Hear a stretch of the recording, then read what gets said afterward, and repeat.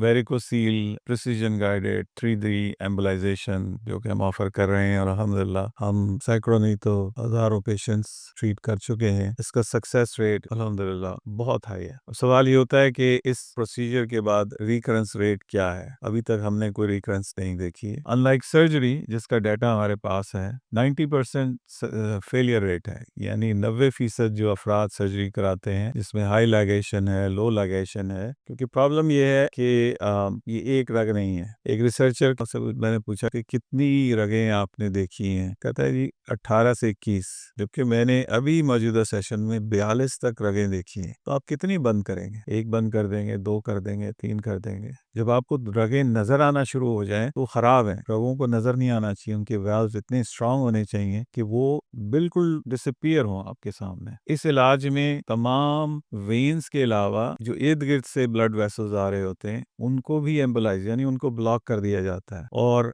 हर तरीके से सिक्योर किया जाता है कि वीनस रिटर्न टेस्टिस के अराउंड वो नॉर्मली रिटर्न हो। ये इंतहाई सक्सेसफुल ट्रीटमेंट है। अगर आप इस आर्जे में मुब्तला हैं, फौरन से बेशतर हमसे या तो रिपोर्ट शेयर करें या हमारे अमले से रब्ता कीजिए। हमारे दिए गए नंबर्स पे आप फौरी कॉल करें, अपॉइंटमेंट लें और जल्द अज जल्द हमारे अमले से मिलें, जिसमें क्वालिफाइड यूरोलॉजिस्ट और एंड्रोलॉजिस्ट की टीम मौजूद है।